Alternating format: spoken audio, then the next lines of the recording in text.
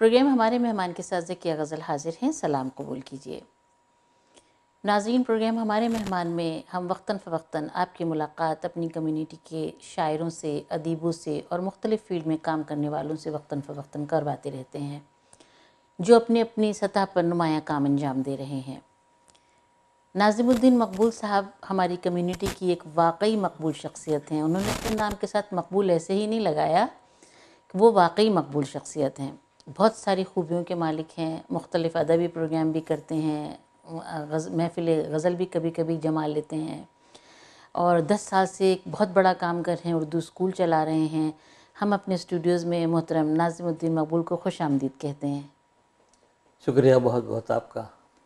جی یہ بتائیے ناظم صاحب، ایک تو کتاب تو میں نے چلی ہے، سفر نامہ تو میں نے ابھی آپ کا دیکھا جو ابھی آیا ہے، جی لیکن آپ نے اپنی ذاتی زندگی میں اتنے سفر کر ڈالے، انڈیا سے پاکستان، پاکستان سے سعودی عرب، سعودی عرب سے کینیڈا، ذرا سا کچھ اپنی زندگی کے بارے میں بتائیے کہ یہ پیروں میں اتنا سفر کیوں باندھا ہوا ہے آپ جی نے؟ جی جی صحیح ہے کہ وہ جو سفر پہ ہیں تو میں انگریزی میں زیادہ سفر کیا ہوں میں نے۔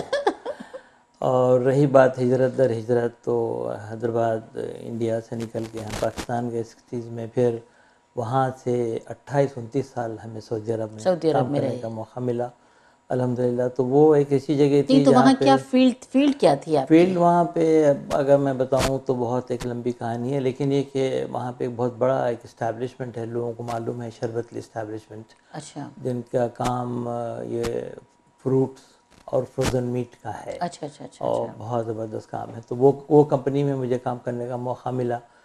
پھر جاتے ہی سمجھیے گا کہ 2-3 مہینے کے اندر اندر اس کمپنی نے مجھے آسٹریلیا، نیوزی لینڈ اور افریقن کنٹریز، یہاں پہ ہم جا کے لائیو اسٹاک کی ٹریڈنگ ہوا کرتی تھی، اچھا اور پھر مجھے کرو لانے کے لیے سری لنکا جانا پڑتا تھا، اور پھر جہازوں کی مرمت کے لیے کیپل شپ یارڈ سنگاپور جانا پڑتا تھا تو مجھے۔ اتنے مشکل کاموں میں یہ اتنا نازک سا یہ خیال کہ جی شاعری کہاں سے بیچ میں آ گئی، اور یہ نثر شاعر لکھنے لگے اور ریڈیو پروگرام کرنے لگے؟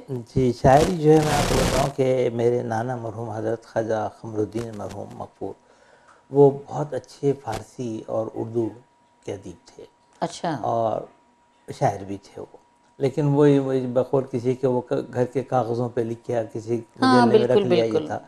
پھر میں یہ محسوس کرتا تھا کہ میرے والد محترم کے 4 بھائی تھے، اچھا خواجہ برہان الدین صاحب مرحوم، اور خواجہ امین الدین صاحب مرحوم، خواجہ رفیع الدین صاحب مرحوم، اور پھر میرے ابا خواجہ کریم الدین صاحب مرحوم۔ اچھا تو میرے ابا میں شاعرانہ صلاحیت بڑی زبردست تھی۔ اچھا تو وہ نگار، ایک رسالہ تھا علامہ نیاز فتح پوری صاحب کا، تو وہ بڑے شوق سے پڑھا کرتے تھے، اور ہمیں کہتے تھے تو کہ لکھتے بھی تھے اس میں؟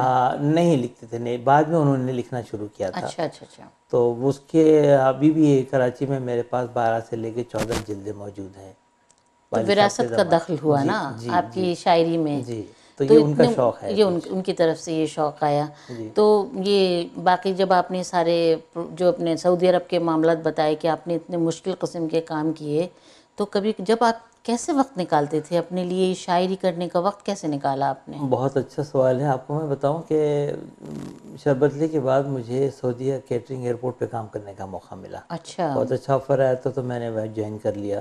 تو وہ تقریباً یوں سمجھیے آپ 3,500 امپلائیز کی کمپنی تھی، واہ بھائی، تو اس میں مجھے میرے خیال میں 3 یا 4 سال تک امپلائی آف دا ایئر کے ایوارڈز بھی ملے ہیں اس کمپنی ملے میں۔ ہوں گے ہمیں یقین ہاں، ہے۔ اور وہاں پہ ایشین میں نے اسٹال لگایا تھا، ہم اپنا فوڈ کلچر وہاں پہ پیش کر رہے تھے، اچھا اور اس میں سموسے، پکوڑے، بریانی، یہ سب سعودیوں کو چسکا لگایا تھا ہم نے۔ اچھا اچھا تو اچھا۔ وہاں پہ یہ تھا کہ بہت سارے پاکستانی ایسے لوگ تھے، بچے آ گئے تھے جن کو لکھنا یا پڑھنا نہیں آتا تھا۔ یعنی اردو؟ وہاں وہ کوئی پلمبر، کوئی او ٹیکنیشین، کوئی سمجھے، یعنی کہ کارپینٹر، جیسے ہاں۔ کچھ بھی نہیں پڑھ سکتے تھے تو ان وہ؟ کی جب تنخواہ ملتی تھی تو میرے پاس ٹیبل پہ آپ یقین مانیے کہ 130 یا 140 امپلائی آ جاتے تھے میرے پاس۔ او میں ان سب کے پیسے لے کے ان کے گھروں میں ڈرافٹ بنا کے بھجواتا تھا میں۔ یعنی وہ اتنا ان کو کوئی کام نہیں نہیں، آتا بس تھا؟ وہ مجھے بولتے تھے مقبول بھائی آپ کر دیجئے آپ، تو میں او خط بھی میں ان کے لیے لکھتا تھا میں۔ تو بعض ایسے سے واقعات ہوئے ہیں ذکیہ صاحبہ کہ آدمی کا دل دہل جائے، دل اڑ جائے۔ ایک چھوٹا سا واقعہ سناتا ہے، اکرم مرحوم تھا ایک، تو وہ اس کی شادی کی بڑی آرزو تھی، اس کی ماں کو، لائل پور اچھا کے تھے لوگ تھے، شادی طے ہوگی، وہ مجھ سے ہی لیٹر چل رہا تھا کہ میں پہنچ رہا ہوں. اس سے میں ملا، اس کو چھوڑا، میں اپنی گاڑی کو پارک کر کے اپنے آفس گیا. اتفاق سے بات یہ تھی کہ اس آفس میں مجھے کچھ کاغذ یاد آ گیا جو میری گاڑی میں تھا. اچھا. میں جب واپس آیا تو کین یو بلیو دیٹ وہ بندہ مر چکا تھا. او نو.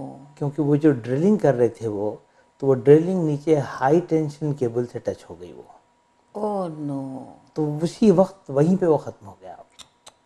تو وہ اتنی ٹریجک اس کی موت، خیر موت تو اللہ کے ہاتھ میں ہے، جس کا وقت تھا چلے گیا وہ، لیکن اس کے بعد جو کانسیکوینسز ہوئے نا اتنے زبردست تھے وہ.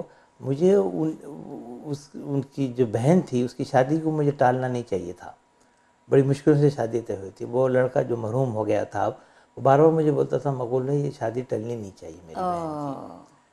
تو تم نہیں آ رہے تو میں یہاں سے لکھا مجبوری ہے میری، مجھے چھٹی نہیں مل رہی، فلاں نہیں ہے. بہر بچی کی شادی ہو گئی. وہ ایسے بے شمار ایسے یعنی آپ نے واقعات. پتہ نہیں چلنے نہیں، دیا.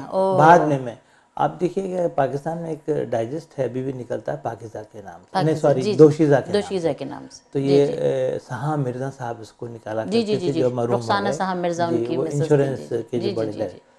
تو انہوں نے اس کتاب میں، اس مجلے میں شاید پیج نمبر 76 یا 77 میرے لیے رکھ چھوڑا تھا. اچھا. پردیس کی کہانیوں کے عنوان سے. اچھا. تو اس میں میرے بہت سارے کہانیاں چھپے ہیں سعودی عرب سے جو میں لکھتا تھا ان کے لکھتے لیے. تھے آپ. جی ہاں. تو وہ ٹائٹل ہی تھا اس کا پردیس کی کہانیاں. تو جب آپ ایسے ماحول میں رہتے ہیں جس میں آپ اپنے فیلو ورکرز کے غم میں ان کی ذاتیات میں شامل ہو جاتے ہیں، آپ کے دل پہ بھی وہ کیفیت گزرتی ہے. بالکل. جب میں اس کے مرحوم کی والدہ کو خط لکھتا تھا تو میں اس کا بیٹا بن جاتا تھا. تو بہت سارے ایسے واقعات ہیں نا.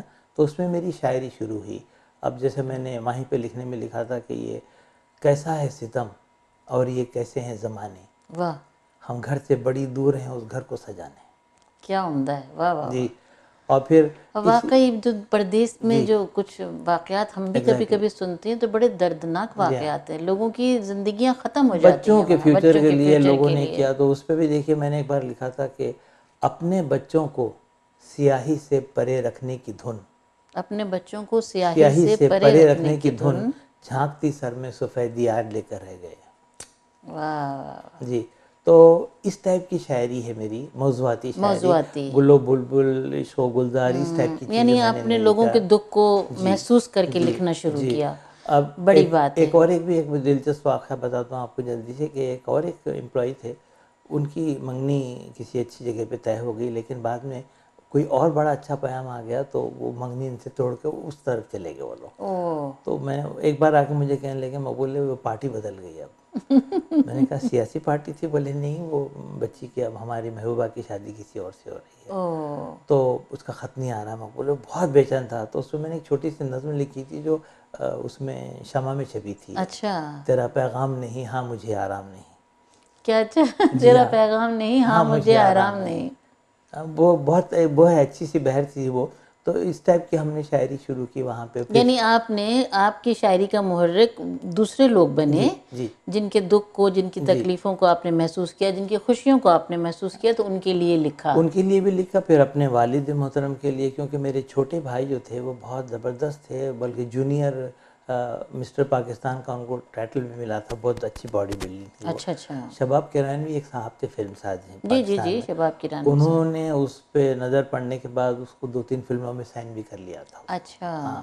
کہنے لگے 6 مہینے کے بعد میں شوٹنگ شروع کروں گا. تو پھر لاہور میں ہماری ایک فیملی تھی، وہ چھوٹے سا وہاں پہ جانے کے تھے، لیکن اسی عرصے میں ان کا کینیڈین ویزا ہو رہا تھا. اچھا. تو آپ دیکھیے گا کہ ستم بالائے ستم، یہ کہ کینیڈا کے کپڑے پہنے ہوئے ہیں وہ، دوستوں کے ساتھ گڈاف جاتے ہیں وہ انٹیریئر سندھ کی طرف. واپسی پہ سپر ہائی وے پہ ایکسیڈنٹ ہو کے ان کا انتقال ہو جاتا ہے. اوہ ہو. تو وہ اتنا بڑا صدمہ میرے والدین پہ تھا. تو میں اپنے والدین کو سعودی عرب بلا لیا تھا اپنے پاس. تو والد صاحب کے ٹیسٹ ہو رہے تھے، ایکس رے ہو رہے تھے، طبیعت بڑی خراب ہو رہی تھی ان کی. بہت چاہتے تھے چھوٹے کو. دیکھنے میں بہت he was so good looking, بہت اسمارٹ تھے وہ، اللہ مغفرت کرے ان کی. تو وہ اس پہ جب میں والد صاحب کے ٹیسٹ ہو رہے تھے تو میں شیشے سے والد صاحب کو دیکھ رہا تھا. تو وہ رگ میں بلڈ نہیں آ ہاں رہا تھا جو ان کے. جی جی جی جی. تو مجھے بڑی بے چارگی سے کہہ رہے تھے کہ خون ہی نہیں ہے میرے پاس. اوہ تو نو. پھر کہنے لگے دعا کرو اللہ سے. تو میں ان کی بیچاری کو دیکھ کے میں نے ایک مصرع لکھا اس وقت. کیا وہ مصرع یہ تھا کہ زندگی کے لیے یہ کٹھن مرحلے اکثر امتحان وقت کا ہے زیاں. کیا اچھا ہے. ہم مریض وفا سہ رہے ہیں جفا جو رہے دم میں دم ہو علاج علم. واہ واہ. تو بعد میں نے اس کو ایک سے نکال کے یہ لکھ دیا تھا کہ زندگی کے لیے یہ کٹھن مرحلے ہر قدم امتحان وقت کا ہے زیاں. بہت اچھا ہم مریض وفا سیر. تو اس ٹائپ کی شاعری ہے. شاعری ہے.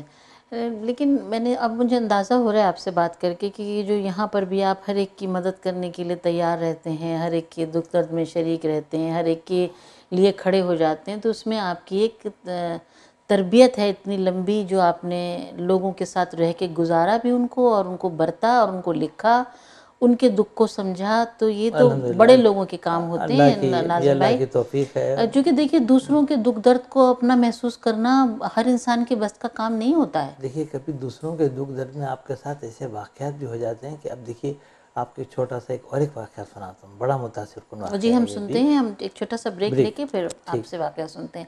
ناظرین ہمارے ساتھ موجود ہیں محترم ناظم الدین مقبول صاحب, اور ہم ان سے خوبصورت گفتگو, دلچسپ گفتگو کر رہے ہیں. ہم آتے ہیں بریک کے بعد.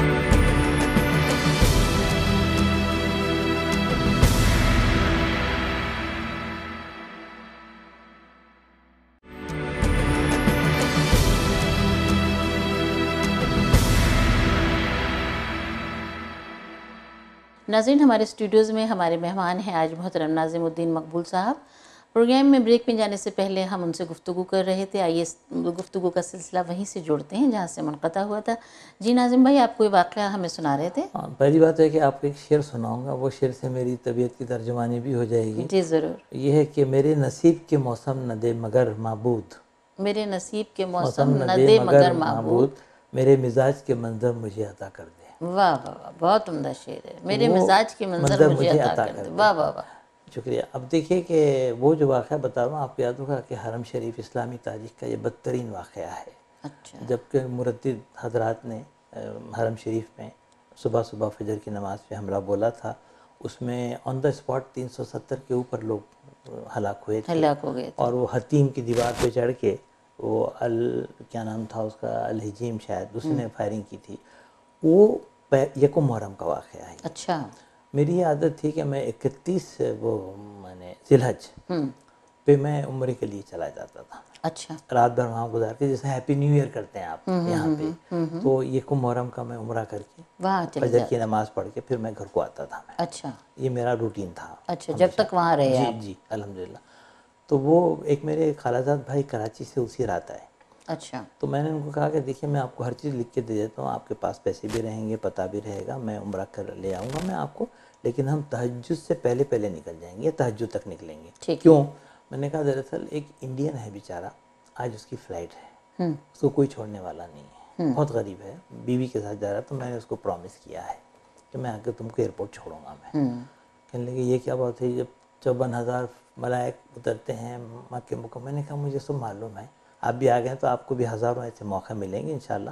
مختصر یہ کہ جب ہم عمرہ کر رہے تھے تو کچھ بلاسٹ ہو رہا تھا بن لادن کمپنی کی طرف سے, وہ ایکسٹینشن ہو رہا تھا نیچے. اچھا. تو وہ پتھروں کو اڑانے کے لیے وہ بارود بلاسٹ ہو رہے تھے. تو ایکچولی وہ بلاسٹ کے ساتھ فائرنگ بھی ہو رہی تھی. وہ اچھا, یعنی وہ نہیں تھا, شروع ہو بلکہ گیا تھا.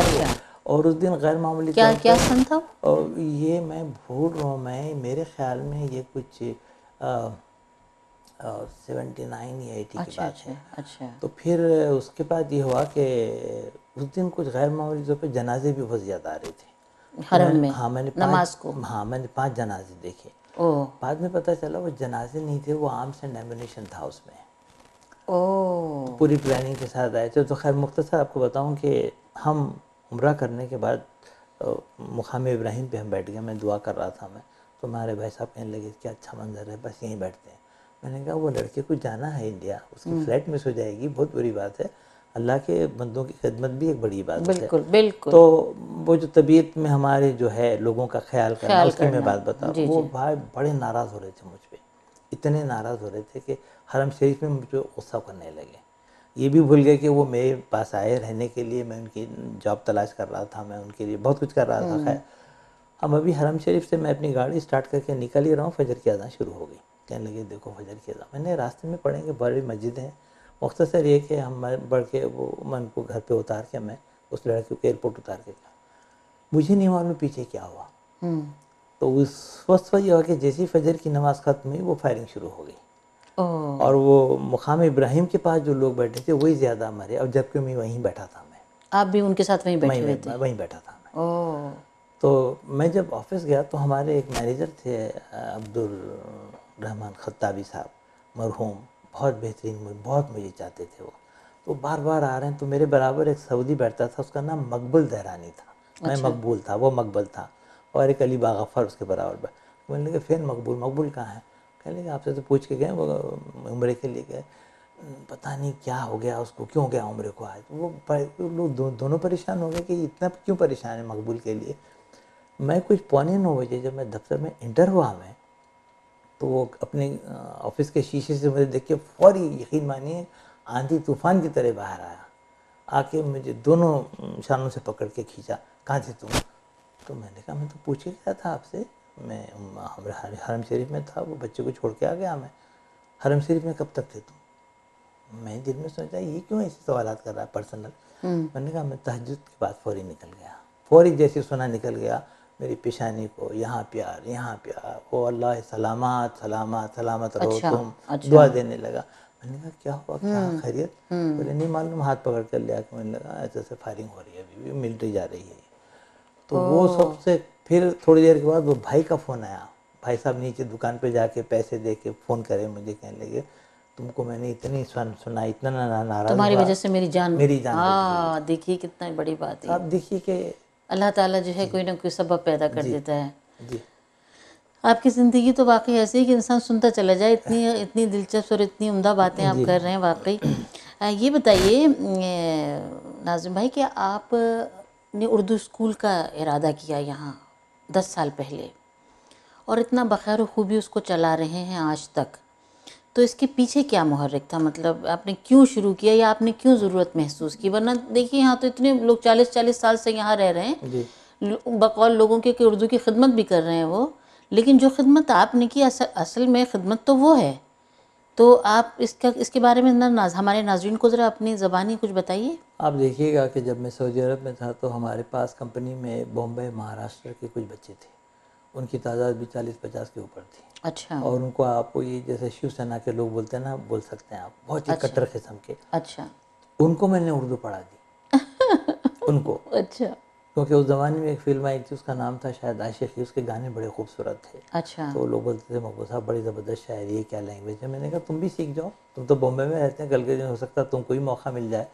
تو یوں میں ان کو اس آفس کے اردو بعد اردو پڑھانے لگے. تو پھر میرا شوق دیکھ کے میرے مینیجر آ کے مجھے بولنے لگا یہ تم کیا کرتے رہتے یہ کینٹین میں بٹھا کے لوگوں کو. میں نے کہا اردو پڑھا رہا ہوں میں. تو بولے اردو کے ساتھ انگریزی بھی پڑھا دو. میں نے کہا کس کو پڑھاؤں انگریزی, یہ لوگوں کی تو بہت بہترین انگریزی ہے. کہنے لگے سعودیوں کو پڑھا دو. اچھا. ہمارے بچوں کو پڑھا دو. میں نے کہا ٹھیک ہے. تو وہ 3-4 لڑکے آ گئے میرے پاس. آپ دیکھیے ذکیہ صاحبہ, مجھے ایک بار اتنا مزہ آیا کہ ایک طرف دادا بیٹھا ہے, اس کا بیٹا بیٹھا ہے, اس کا بیٹا بیٹھا ہے, پڑھنے کے لیے 3 نسل میرے سامنے تھیں, پڑھنے کے لیے, اور میں انگریزی پڑھا رہا ہوں. A for apple, B for bat, C for cat. تو میں اتنی محنت سے پڑھانا شروع کیا. تو میرا مینیجر آیا آ کے بولنے لگا Maqbool we are creating a special section for you. چنانچہ امریکہ سے ایک ٹیچر کو, لنڈن سے ایک ٹیچر کو بلایا. بیسک میں شروع کرتا تھا, میں تو 150 بچے ہو گئے اس وہاں پہ بھی اسکول میں, وہاں پہ بھی شوق تھا. یعنی یہ پرانا شوق ہے آپ کا. وہ شوق سے کراچی میں بھی جب میں نکلا وہاں سے, جب بھٹو صاحب جب آ کے نیشنلائزیشن کر لیے, تو میرا اسکول تھا وہاں پہ, جبلی ماڈل اسکول سمن آباد میں تھا. اچھا. ماشاء اللہ 350 بچے تھے, اور میں 2 ٹیچر سے شروع کیا تھا. تو میرے پاس 11. یعنی یہ سارا کچھ پچھلے پیچھے سے چلا آ رہا ہے. جی وہ ایک شوق ہے اسی چیز کا. بالکل. اب یہاں پہ آپ دیکھیے گا کہ افضل امام آپ جانتے ہیں, بہت ماشاء اللہ بہترین شاعر ہیں افضل صاحب. تو ایک مشاعرہ ہو رہا تھا جب میں نیا تھا, اسکاربو میں تھا وہ. تو انہوں نے کہا کہ صاحب دیکھیے اردو کا جو حشر ہندوستان میں ہو رہا ہے یا پاکستان میں ہو رہا ہے, مجھے ڈر ہے کہ ایک زمانہ آئے گا کہ لوگ سیدھی نکال کے بولیں گے once upon there was a time when there is a language called Urdu. کوئی بولنے والا نہیں. ان کی بات مجھے اچھی لگی, یہی بات میں دل پہ لگی, یعنی آپ وہی بات میں جدہ میں بولتے آتا تھا میں. تو تو یہاں پہ ہوا ہے کہ میں نے 2 بچوں سے گھر کے کارپیٹ پہ بٹھا کے میں نے شروع کیا. اچھا. پھر 4 ہو گئے 5 ہو گئے تو پھر ظاہر ہے میں نے کہا بیگم بچوں کو بھی ڈسٹرب ہو جائے گا اس میں. تو ایک اسکول ہے یہاں پہ اخرا اسلامک اسکول, تو وہاں پہ جو اس کے جو باس تھے وہ ایک میں سے دعوت میں مل گیا, تو میں نے ان سے کہا کہ ایسا ایسا میرا ارادہ ہے. کہنے لگے ہاں تو اسکول بہت مشکل ہے دینا, کیونکہ اسکول میں قیمتی سامان ہوتا ہے ہمارا, لیپ ٹاپس ہیں, کمپیوٹرس ہیں, دنیا بھر کی چیزیں ہیں, تو یہ بڑی ذمہ داری ہوتی ہے. تو بہر بعد میں انہوں نے بلا کے کہا کہ مغو صاحب آپ شروع کیجیے آپ. میں نے کہا میں پیسے نہیں دے سکتا میں آپ کو. وہ اس لیے نہیں دے سکتا, جب میں پیسے لوں گا ہی نہیں تو میں دوں گا کہاں سے, بالکل فری پڑھا چنانچہ ہے. آپ دیکھیے ابھی تک 10 سال کے عرصے میں آن پیپر شاید 570 بچیوں کے نام ہیں. ایک بار تو آپ خود نہیں, جس میں آپ نے مجھے مہمان خصوصی بنایا تھا, جی جی بچوں کو میں نے اپنے ہاتھ سے ایوارڈ دیے, وہاں میں نے بچوں کو سنا واقعی کہ وہ بچے اتنا اچھا لکھ رہے تھے اور اتنا اچھا بول رہے جی تھے.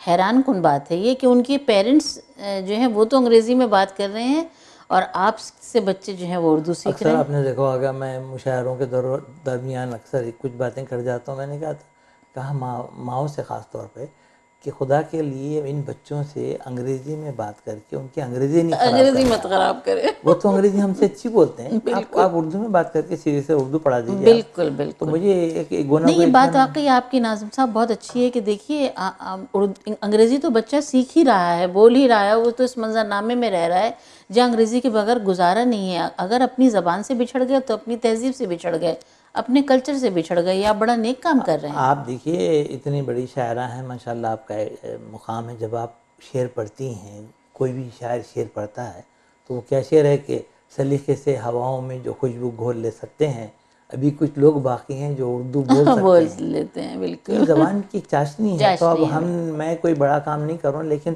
افسوس اس بات کا ایک ہوتا وہ مجھے, کیا؟ وہ یہ ہے کہ بہت سارے دوست نگیٹیوٹی اختیار کیے ہوئے ہیں, منفی جو اثرات ہیں نا, رویے یہ زیادہ. پتہ نہیں لیکن یہ کیوں ہوتے ہیں. منفی رویے ہماری سوسائٹی کا حصہ بنتے جا رہے ہیں ناظم ضرور صاحب. ضرور بننا چاہیے, لیکن اس حد تک نہیں کہ ایک صاحب نے کہا کہ ناظم الدین مقبول کا اسکول آپ نے دیکھا, تو نے کہا کہ نہیں. تو پھر آپ نے کیسے یقین کر لیا کہ ان کے اسکول ہے؟ لیجئے, کہنے اسکول تو ہے ہی نہیں بھائی, وہ تو خواہ کے غلط بیان ہی کرتے ہیں. آپ دیکھیے کہ ہفتے کو ہم مسز آگا میں پڑھاتے ہیں, اتوار کو اسکاربرو میں پڑھاتے ہیں. دیکھیے اب دیکھیے آل دا وے اسکاربرو میں ڈرائیو کر کے جانا پڑتا ہے مجھے, میرا بالکل گیس ہے, میرا ٹائم ہے, بالکل. کچھ ویئر اینڈ ٹیئر ہے گاڑی کی, نہیں خود نہیں, میری لوگوں کو اپنی ہے. سپورٹ کرنا چاہیے آپ کے اس تو کاز کو. نہیں, سپورٹ اللہ کی سپورٹ ہے, وہی کافی ہے میرے لیے. لیکن الحمدللہ آپ دیکھتے ہوں گے نا, ہم بچوں کو جب سالانہ امتحان میں جب بچے اچھا کارکردگی بہت کرتے ہیں, اچھے, میں نے تو ان اس کو میں اتنی اچھی انعامات ہم دیتے میں نے ہیں, خود ان کو تھی سرٹیفکیشن اس پروگرام دیکھیے. میں تو میں موجود تھی, جی بنفس الحمدللہ نفیس میں نے دیکھا, الحمدللہ. اور بچے اتنا اچھا اتنی اچھی اردو بول رہے تھے, اتنا اچھا لکھ رہے تھے. میں نے تو ان کی رائٹنگ دیکھی نا, جی چونکہ جن بچوں کو کچھ نمبرز وغیرہ دینے تھے تو آپ نے مجھے ان کے پیپرز دکھائے تھے, تو میں واقعی حیران تھی کہ یہاں رہ کے بچے جی اتنی اچھی اردو لکھ رہے الحمدللہ. ہیں. الحمدللہ. بقول کسی شاعر کے صاحب, سب میرے چاہنے والے ہیں میرا کوئی نہیں. سب میرے چاہنے والے ہیں میرا کوئی نہیں, میں بھی شہر میں اردو کی طرح کی رہتا ہوں. طرح نہیں نہیں, آپ بہت دل عزیز ہیں, جی اور الحمدللہ, آپ کا شکریہ. کام بھی اتنا اچھا ہے, لوگ اس کو پسند کر رہے ہیں.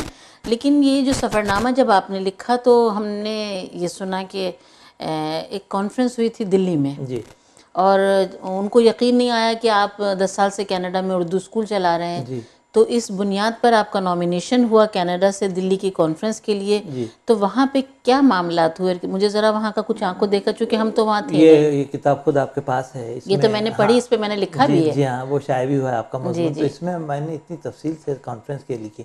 مجھے جب کانفرنس کا دعوت نامہ آیا تو مجھے یقین نہیں آیا, کیونکہ دیکھیے آپ لوگوں کی طرح میرے پاس کوئی شعری مجموعہ نہیں ہے, آپ لوگوں کی طرح میرا مقام ادب میں اتنا بڑا نہیں ہے. یہ تو آپ کثرت نفسی سے کام میں لے رہے کبھی ہیں. کوئی اچھی شاعری بھی نہیں کرا آج تک, نہ میرے پاس وہ وقت ہے آج کل کرنے کے لیے. جب ان کے پاس دعوت نامہ آیا کہ ہم آپ کو اردو کانفرنس میں بلا رہے ہیں جو دہلی میں ہو رہی ہے, اور دنیا بھر کے کچھ 26 ملکوں سے اچھا ہم 62 لوگوں کو بلا رہے ہیں, اور یہاں کے جتنے یونیورسٹیز ہیں اس کے ہیڈ آف دا ڈپارٹمنٹ ہوں گے. اور اچھا شمیم حنفی صاحب کا نام آیا. اچھا اچھا تو اچھا شمیم حنفی صاحب سے میں بہت متاثر ہوں, ان کے کیا کیسی زبردست شاعری ہے ان بالکل. کی. تو میں نے کہا ٹھیک ہے. پھر انہوں نے مجھے ایک عنوان دیا کہ آپ ایسا کیجئے کہ اردو اور جاب مارکیٹ پہ مضمون لکھیے, مقالہ لکھیے. اردو اور جاب مارکیٹ. جاب ہاں, مارکیٹ. اچھا. تو آپ دیکھیے آپ کو مزہ آئے گا سن کے. میں نے ان کو وہ واپس ہی ایک ای میل بھیجا, میں نے کہا آپ اردو کانفرنس کر رہے ہیں اور مجھ سے کہہ رہے ہیں کہ اردو اور جاب مارکیٹ پہ میں مارکیٹ مضمون لکھوں. دونوں انگریزی کے لفظ مارکیٹ بھی. ہونا تو یہ چاہیے تھا. آپ مجھے کہتے کہ آپ کے مقالے کا عنوان ہے اردو اور بازار روزگار. تو کیا بولے؟ کہنے لگے اس لیے تو آپ کو بلا رہے ہیں. جی تو اس کے میں رہ لے کے میں لکھ دیا, وہ چلے. پھر ان کو یہ اچنبھا ہی ہو رہا تھا کہ میں کس طرح کینیڈا جیسے ملک میں بیٹھ کے اردو پڑھا رہا ہوں, اتنے اور سال وہ بھی سے, فری, اتنے سال سے فری اتنے بچوں کو. ہاں. تو میرا جو تعارف ہوا نا ذکیہ صاحبہ, میں آپ کو بتاؤں, اس میں تصویریں دیکھیے. انہوں نے مجھے سینیشن پہ عزت دی. لوگ آ کے تقریر کر کے چلے جا رہے تھے, اپنی اپنی سیٹوں پہ بیٹھ رہے تھے, لیکن انہوں نے کہا کہ آپ یہاں بیٹھیے.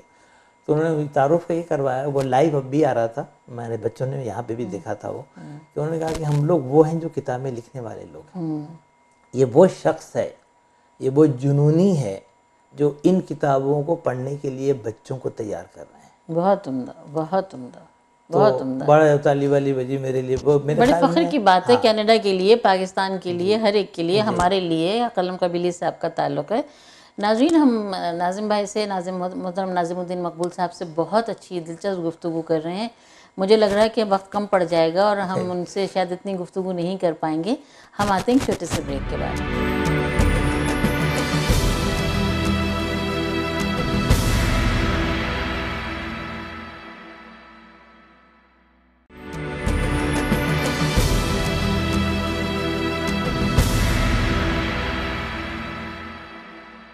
ناظرین, ہمارے اسٹوڈیوز میں موجود ہیں محترم ناظم الدین مقبول صاحب. وہ اتنی اچھی اور دلچسپ گفتگو کر رہے ہیں کہ دل چاہتا ہے کہ ان سے باتیں کیے جائیں, ہم سنے جائیں اور آپ کو سنوائے جائیں. جی ناظم بھائی, آپ ذکر کر رہے تھے کچھ تھوڑا سا کانفرنس کا, کہ انہوں نے کہا یہ وہ جنونی شخص ہے جو کتابیں پڑھنے کے لیے ان بچوں کو تیار کر رہا ہے جو اردو پڑھ سکیں. تو وہ اچھا لگا, کیونکہ ویزا بھی انہوں نے دیا, اور پھر آنے جانے کا جو کرایہ تھا اس کو بھی انہوں نے کمپنسیٹ کیا, بہت عمدہ. ہوٹل میں بڑا خیال رکھا. تو وہ میں کانفرنس سے 2 دن پہلے اس لیے بھی چلا گیا تھا کہ ہمارے ذہنوں پہ نا, بس یہ جو آپ نے جملہ کہا نا کہ انہوں نے ٹکٹ دیا اور آپ کا اعزاز دیا اور آنے جانے کا خیال رکھا, میں یہی چاہتی ہوں کہ قلم قبیلے کے لوگوں کی اتنی ہی عزت ہو, اتنی ہی عزت کی جائے, نہ صرف اپنے شہر میں, دوسرے ملکوں میں لوگ ان کو عزت اور احترام سے بلائیں. بہت عمدہ بات کہی آپ نے. یہ تو وہ میں 2 دن پہلے چلا گیا تھا کانفرنس سے, کیونکہ مجھے حضرت خواجہ نظام الدین اولیاء رحمۃ اللہ علیہ اجمیر شریف کی زیارتیں تھیں, میں بھی اور گئی پھر ہوں. تاج محل جو ایک تصور ہم دیکھتے سنتے آ رہے تھے وہ تھا. تو یہ آپ یقین مانیے کہ جب میں کسی جگہ پہ بھی گیا ہوں تو میرے سارے دونوں جیب اور ایک میرا بیگ کاغذوں سے بھرا ہوا ہوتا تھا. میں نوٹس مستقل لکھتا رہا. میں چنانچہ خواہ دہلی ایئرپورٹ کا ذکر ہے یا پھر ہیتھرو ایئرپورٹ کا ذکر ہے, آپ دیکھیے اتنی تفصیل سے اس کی معلومات ملیں گی نا. ناظرین, یہ کتاب ہے غالب کے دیس میں, سفر نامہ ہے جو ناظم الدین مقبول صاحب نے دہلی کی تمام, جب کانفرنس میں شرکت کرنے کے بعد جب مختلف جگہوں پر وہ گئے اور اس کتاب کو پڑھیں تو لگتا ہے کہ آپ دلی میں موجود ہیں. جس جس شہر کا ذکر انہوں نے اس کتاب میں کیا, ایسا لگتا ہے کہ آپ وہاں بنفس نفیس موجود ہیں.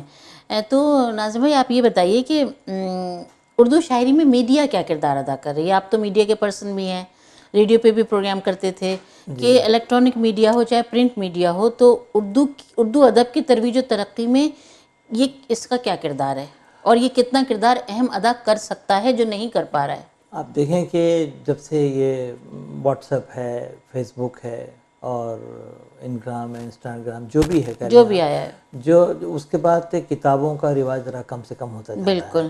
لوگوں میں پڑھنے کا شوق اتنا نہیں رہا ہے, وہ اپنے فون پہ نیوز بھی دیکھ لیتے ہیں. اس ملک میں چونکہ اخبارات فری ہے, لوگ ادھر سے روٹی اٹھائے, ادھر سے گوشت اٹھایا, ادھر سے اخبار اٹھا لیے. بالکل. تو کئی لوگ اخبار ابھی بھی پڑھنے والے لوگ ہیں جن کو اخبار ہاتھ میں لے کے پڑھنے میں مزہ آتا ہے, بالکل صحیح کہہ رہے بجائے ہیں, اسکرین پہ دیکھ کے وہ بالکل پڑھیں. صحیح کہہ رہے ہیں. تو دیکھیے یہاں پہ چونکہ بچے ہمارے انگلش میڈیم میں پڑھ رہے ہیں, تو ان کے لیے اردو کا پڑھنا ایک ایکسٹرا برڈن ہے, ایکسٹرا بوجھ بھی ہے, سمجھیے آپ. میں ان ماں باپ کو سلام کرتا ہوں جو بچوں کو میرے پاس لے کے آ کے یہ تنبیہ کر کے بولتے ہیں مجھے کہ مقبول بھائی 6 مہینے میں بچوں کو آپ پڑھا دیجیے یہ اردو. ہم چاہتے ہیں کہ, کیونکہ دیکھیے اسلام کا لٹریچر جتنا اردو زبان میں ہے اور کسی زبان میں نہیں ہے. بالکل. ہم کو اٹالین سے یا پھر سمجھیے آپ جاپنیز سے یا پھر پنجابی بھائیوں سے سبق سیکھنا ہے ہم کو, بالکل. کہ یہ لوگ اپنی زبان کو رکھنے کے لیے, اپنی ثقافت کے لیے یہ کس طریقے سے کوشش کرتے ہیں. یہ بالکل. اب ٹوٹی پھوٹی انگریزی میں ماں باپ بچوں کے ساتھ لگے ہوئے ہیں. کل ایک صاحب اپنے بیٹے سے بات کر رہے تھے تو مجھے اتنی ہنسی آ رہی تھی. خواہ کے تکلیف کر رہے تھے وہ اپنے آپ کو، کیوں کرتے ہیں؟ عذاب میں ڈال رہے تھے سمجھیے آپ۔ یہ کیا ہے؟ یہ کیوں ہے؟ تو یہی دیکھ کے میرے ذہن میں آتا کہ صاحب ان بچوں سے آپ کہا، ان کو بتائیں کہ صاحب آپ ان سے اچھی سے بات کیجیے۔ آپ دیکھیں نہ صرف یہ کہ نہیں، اور پھر یہی پیرنٹس بچوں کے رویوں کی شکایت کر رہے ہوتے ہیں، کیونکہ دیکھیے جب بچہ اپنی زبان سے بچھڑتا ہے تو وہ اپنی تہذیب سے، اپنی کلچر سے، اپنی تمام چیزوں سے بچھڑ جاتا ہے۔ پھر آپ وہ دیکھیں کہ ہم زبان جوڑے رکھتی ہے نا۔ اپنے اسکول میں ایک بار میں بچوں سے کہہ رہا تھا، بیٹے جب تم گھر میں بیٹھو تمہاری ممی یا ڈیڈی سامنے آئے تو کھڑے ہو جاؤ، بالکل اپنے ادب کے طور پہ ان کو ریسپیکٹ کرو، اور اگر ٹیلی فون پہ کوئی ایسی بات مت کرو جو تمہارے جو گندی باتیں کرتے ہیں جو ماں باپ کو بری لگے۔ میں سمجھا رہا تھا اپنی رو میں، تو میں دیکھا کہ خاتون کلاس کے باہر کھڑی ہوئی ہیں، رو رہی تھیں وہ، تو میں سمجھا شاید بچے کی یاد آ رہی، جو بچہ پہلی بار کلاس میں تھا اندر ہو۔ میں باہر نکلا، میں نے کہا بی بی خیریت، آپ بچے کی یاد آ رہی کیا؟ بولے نہیں مقبول بھائی، میں آپ کی باتیں سن کے مجھے رونا آ رہا ہے، یہ وہ باتیں جو ہم کو بولنی چاہیے تھی بچوں کو، آپ پھر بھی کوشش کر رہے ہیں ان بچوں کو یا بتانے کی، تہذیب سکھانے کی۔ تو میں نے کہا ہم دیکھیے بچوں کو کلاس کے بعد باقاعدہ بچوں کے لیے ریفریشمنٹ کا انتظام کرتے ہیں ہم، تو بالس ہوتے ہیں، اس میں ڈونٹس ہیں، چپس ہیں، چاکلیٹس ہیں، جوس ہیں۔ صحیح بات ہے، یہ اور سب یہ بڑی بات ہے اور ناظرین۔ پھر بچے تو کلاس میں ہوتے ہیں، جب ماں باپ آ کے بیٹھتے ہیں تو ان کے لیے پورے اخبارات رکھ دیتے ہیں ہم، چائے کافی بسکٹ بھی کہ رہتے آپ ہیں۔ پڑھیے، ہاں ان دا مین ٹائم ہاں، آپ کا وہ بچہ چائے جو ہے۔ کافی لیجیے۔ تو میرے ماں باپ جو ہیں، بچوں کے ماں باپ بلکہ بہت خوش ہو کے آتے ہیں، لیتے ہیں، لیکن کبھی کوئی یہ نہیں پوچھتا مجھ سے یہ کیسا کر رہے یہ ہیں آپ کر کیسے رہے ہیں؟ یہ خرچہ کیسے کر رہے بلکہ ہیں؟ ایک صاحب پچھلے ہفتے آئے، بہت مزے کا سوال کیا، کہنے لگے مقبول ہے پچھلے بار جو بسکٹ تھے بڑے مزے کے تھے وہ۔ یہ نہیں پوچھ رہے کہ آپ نے لیے کیسے یہ؟ جی میں نے کہا میں بھول گیا تھا لانا، انشاءاللہ اگلے ہفتے لیکن ناظم صاحب کیا ایسا نہیں ہو سکتا کہ آپ یہ چھوٹی تھوڑی بہت اسٹیشنری وغیرہ کی، تو آپ کیسے پھر مینیج کر رہے نہیں، ہیں؟ میں اپنی جو آپ کو پتا ہے کہ میرا کام ٹریول کا ہے، میں جیسے ٹکٹیں آپ بھی لیتے ہیں مجھ سے، تو اس میں الحمدللہ میرے کچھ لوگ جانتے ہیں تو وہ ٹرسٹ کرتے ہیں کہ میں اچھے ریٹ پہ ان کو ٹکٹیں دے رہا ہوں، میں اچھی سروس دے رہا ہوں، کیونکہ رات 12 بجے کوئی بھی آپ کو سروس نہیں بالکل صحیح دیتا، کہہ رہے ہیں، خواہ اتوار یہ ہو، تو ہم نے آزمایا جی ہوا ہے۔ خواہ اتوار ہو، تو اس سے کچھ پیسے آ جاتے ہیں میرے پاس، تو اس میں کا ایک اچھا خاصا حصہ میں ان بچوں کے لیے، اردو کے لیے رکھتا ہوں۔ سمجھے بہت آپ، بڑی بات ہے، بہت بڑی بات ہے جی یہ۔ ہاں۔ تو یہاں اتنی ساری آپ سے باتیں ہو گئی، ہمیں لگتا ہے ہمیں ایک دفعہ آپ کو اور بلانا پڑے گا، لیکن کیا ہی اچھا ہو کہ آپ تھوڑا سا اپنا کلام ہمیں سنائیں۔ آج چونکہ ابھی اور اس میں سے، اس بک میں سے کوئی ایسا چھوٹا سا پیراگراف یا ایسی کوئی چیز؟ نہیں، اس میں ایک چھوٹا سا واقعہ بتا دیتا ہوں میں آپ اچھا، کو، آپ تھوڑی خود سی دلچسپ ہے۔ جی وہ ضرور۔ کانفرنس ہو رہی تھی تو ایک صاحب آ کے بولنے لگے، مقبول وہ باہر 3 خواتین بیٹھی ہوئی ہیں، ان میں سے ایک آپ کو بہت زیادہ پوچھ رہی ہے۔ اچھا۔ تو میں نے کہا مجھے یہاں پہ دہلی میں کوئی خواتین مجھے پوچھ رہی ہیں؟ بولے ہاں، نام لے کے پوچھ رہی تھی، ویئر از مسٹر مقبول۔ تو میں نے کہا بھائی ہم جب ٹورنٹو سے چلے تھے تو ہم نے مصطفی کا ایک شعر ذہن میں رکھ لیا تھا، وہ شعر یہ تھا کہ اے مصطفی تم ان سے محبت نہ کیجیو، اچھا، ظالم غضب کی ہوتی ہیں یہ دلی والیاں۔ یہ دلی والیاں۔ تو میں گیا، میں نے کہا one of you looking for me, what's your name sir؟ میں نے کہا مقبول، oh my god میں پوچھ رہی ہوں آپ کو۔ اچھا۔ میں نے کہا looks very smart, okay tell me۔ تو بولنے لگی یہ رکھیے آپ، تو اس میں دیکھے تو صاحب 85,000 روپیز کیش کی شکل میں براؤن پیکنگ میں رکھے ہوئے تھے۔ کہنے لگے 85,000، تو میں نے اس کو مذاق سے کہا، میں نے کہا اس میں کیا ثبوت ہے کہ 85,000 ہی ہوں گے، اگر کم ہو تو؟ پھر اس نے مجھے پلٹا کے پوچھا کہ اگر زیادہ ہو تو؟ میں نے کہا زیادہ آپ لوگوں سے کوئی توقع نہیں ہے۔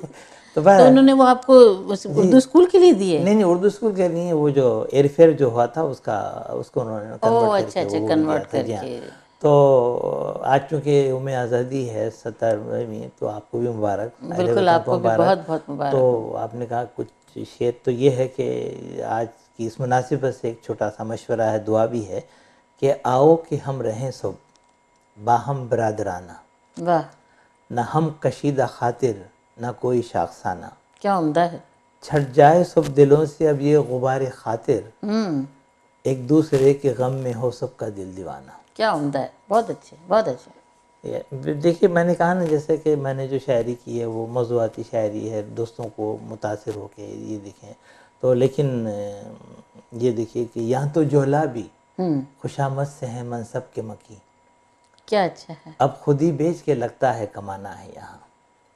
صحیح پھر کہا۔ اب یہاں پہ وہ جو ہجرت در ہجرت ہو رہی تھی سعودی عرب، تلاش رزق میں اب آدمی پرندہ ہے، تلاش رزق رزق میں اب آدمی پرندہ ہے کہ جھیلتا ہے کٹھن مرحلے بھی ہجرت کے. واہ واہ واہ واہ. ایک اور ایک ہے کہ جو اسٹرگل ہوتی ہے لائف کی آپ کی ہماری، یہ زیست اپنی ایک امتحان ہے، یہاں صدا تاب ضبط رکھو.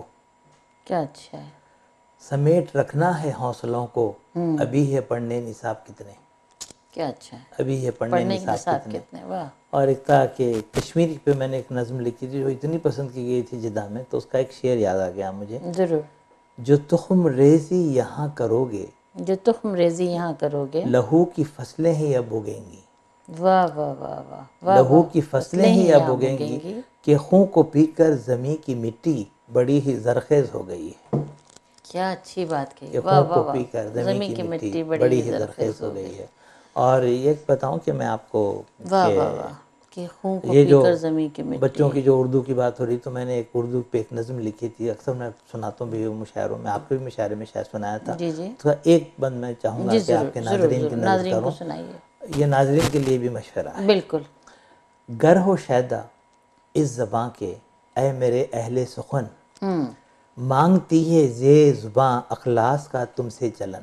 واہ واہ. مانگتی ہے یہ زباں اخلاص کا تم سے چلن. نسل نو کو منتقل کرنا ہے میراث زباں. واہ. نسل نو کو منتقل کرنا ہے میراث زباں. اے محافظان اردو ہو کوئی ایسا جتن. واہ واہ. بہت عمدہ بہت عمدہ وہ بہت عمدہ. وہ جو کل تلک تھا جفا شعار، وہی آج پیار کا چشم زار. کیا اچھا ہے. مجھے دیکھنا تھا یوں ہی ذرا کہ دعا میں اپنی اثر ہے کیا. مجھے دیکھنا تھا یوں ہی ذرا کہ دعا میں اپنی اثر ہے کیا. اثر ہے کیا. تو ایک غزل کے ایک دو شعر سن جی لیجئے. ارشاد. نہیں غزل پوری سنا دیجیے. نہیں دو شعر سن لیجئے. اور ایک میں آپ کو بتاؤں کہ ایک مشاعرہ زندگی بھر مجھے یاد رہے گا. اچھا. وہ ہے جدہ کا مشاعرہ. اچھا. اس کے صدر تھے جناب احمد نظیم قاسمی. اچھا. اور اس میں جب آپ وہیں رہتے تھے. جی رکھتے تھے ہم. وہ ون آف دا آرگنائزر تھا مشاعرے کا وہ. اور احمد فراز مرحوم. اچھا. اور ڈاکٹر پیرزادہ قاسم. اچھا اچھا. اور امجد اسلام امجد اور انور مسعود صاحب. کتنے لوگوں کے نام بتاؤں کیسے یہ موتی ہیں صحیح بات. ادب اور کے، دنیا ادب کے. دنیا ادب کے. یہ سب آئے. تو اس مشاعرے کی نظامت میری ذمہ تھی. اچھا. میں نظامت کرتے کرتے میں جب میری نظر ڈاکٹر پیرزادہ قاسم پہ پڑی تو میں نے بالکل اس کو چینج کر دیا مشاعرے کی شکل کو. میں نے کہا ڈاکٹر صاحب سے میری گزارش ہے کہ وہ آ کے نظامت کریں. میری ہمت نہیں ہو رہی ہے کہ ان کے سامنے کچھ بولوں میں. بڑی اچھی نظامت اور کرتے. ہاں بالکل. میں ان کی نظامت کا میں بھی مترف ہوں اور میں شیدا ہوں. وہ بڑے تکلف سے پھر آئے، انہوں نے شروع کیا. تو اس میں نے ایک غزل سنائی تھی تو احمد فراز صاحب نے ایک شعر اس کا مجھ سے 5 بار پڑھوایا تھا. اچھا. ہاں. ایک شعر. وہ کیا؟ تو اس زمانے میں یہ ہو رہا تھا ہمارے دوستوں آپس میں بولتے ہیں یار it's a tragedy, it's a tragedy بہت چلا تھا ایک زمانے میں. اچھا. تو میں اس کو سمجھا یہ المیہ ہے، یہ بھی گفتگو بھی ایک المیہ ہی ٹائپ کی چیز ہے. تو اس پہ میں نے لکھا تھا کہ کھرچ بھی دوں اس لکیر کو میں جو اس ہتیلی پہ کرب کی ہے. کھرچ بھی دوں اس لکیر کو میں جو اس ہتیلی پہ کرب کی ہے. میں سے یہ پہم تو کر رہا ہوں نہیں ہے مٹتی یہ المیہ ہے. واہ واہ. میں صحیح ہے پہم تو. اتنا شعر پسند آیا واہ تھا. واہ واہ. فراز صاحب کو پڑھا رہے تھے تو اس پہ میں نے لکھا تھا کہ ایک یہ صحیح پہم تو کر رہا ہوں نہیں ہے مٹتی یہ یہ المیہ ہے. المیہ ہے. واہ واہ. تو اس کو میں ایک نئی زمین بنانے کی کوشش کی تھی کہ آپ بہتر طور پہ سمجھ سکتے ہیں کہ سکون کی شبنم زمین دل پہ نہیں ہے گرتی یہ المیہ ہے. واہ واہ. کہ رہ گزر میں کھڑی ہے وحشت وہی ہے ملتی یہ المیہ. یہ المیہ ہے. واہ واہ. تو یہ تھا. ایک اور ایک بھی ایسی غزل تھی کہ ایک صاحب جدہ کی بات تھی.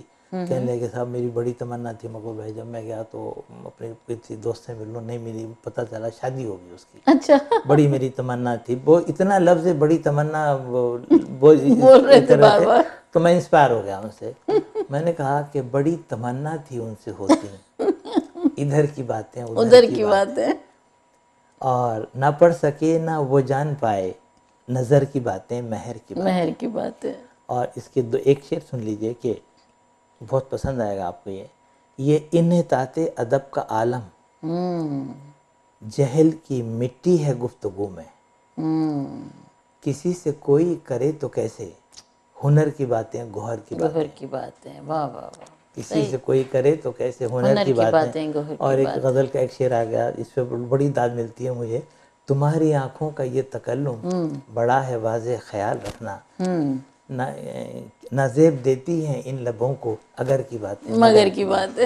بہت عمدہ، بہت خوبصورت گفتگو رہی آپ سے، لیکن تشنگی برقرار ہے۔ ہم آپ سے ایک دفعہ سوچتے ہیں کہ پھر ملاقات کریں اور آپ سے وہ واقعات سنیں جو آپ نے خود اپنی آنکھوں سے دیکھے، اور چونکہ بعض دفعہ ایسا ہوتا ہے کہ آپ لوگوں کو ان واقعات کے ذریعے ماضی میں تو لے جاتے ہیں، لیکن اس سے کوئی نیا سبق بھی انسان سیکھ رہا ہوتا ہے۔ میں سوچ رہا ہوں وہ جو واقعات ہیں میرے ان کو پاس، قلم وہ بند کبھی کریں، لکھے ہوئے ہیں، ان کو نوٹس میرے قلم بند پاس۔ کریں، ہاں بالکل، ہاں، وہ جیسے کتاب کو دیکھ کے کبھی خیال بہت، آتا مجھے کہ یہ نہیں بھی واقعی۔ واقعاتی تھا، یہ اور بھی۔ پتہ یہ جو آپ لکھیں گے نا، یہ بہت سے لوگوں کی میں بھی زندگیاں بھی بدل دے، چونکہ وہ اتنے ٹچی واقعات ہیں۔ آپ نے ایک آدھ دفعہ ویسے بھی سنائے ہوئے، لیکن آج ایک دو چیزیں آپ نے ذکر کیا جن چیزوں کا کہ واقعی قلمکار کا یہ اپنے حصے کا کام یہی ہوتا ہے کہ وہ زمانے کے جو بھی دکھ درد چیزوں کو وہ محسوس کر رہا ہے اس کو لکھے اور لوگوں تک پہنچائے۔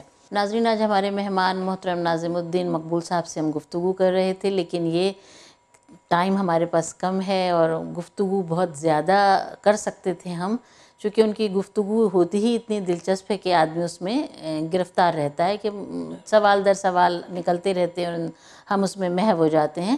میں آپ سب کی طرف سے، میں اپنی طرف سے ان کا بہت شکریہ ادا کرتی ہوں کہ آپ نے اپنے قیمتی وقت میں سے ہمیں وقت دیا اور آج ہمارے پروگرام میں تشریف لائے۔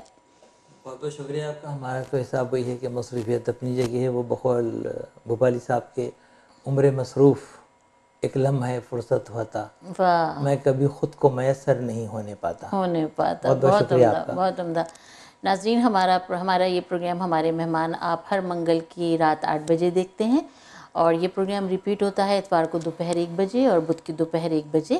آپ ہماری ویب سائٹ بھی وزٹ کر سکتے ہیں toronto360.tv۔ آپ ہم اپنی رائے سے نوازیے، ہمارے پروگرامز دیکھیے اور ہمیں یہ ضرور بتائیے کہ آپ کو یہ جن مہمانوں سے ہم آپ کو ملواتے رہے ہیں اور آئندہ بھی ملوائیں گے، وہ آپ کو ان کی گفتگو کیسی لگتی ہے۔ ہمیں اپنی رائے سے نوازیں تاکہ ہم آپ کی رائے کی روشنی میں اپنے پروگرام کو مزید بہتر بنانے کی کوشش کر سکیں۔ ذکیہ غزل کو اجازت دیجیے، اللہ حافظ۔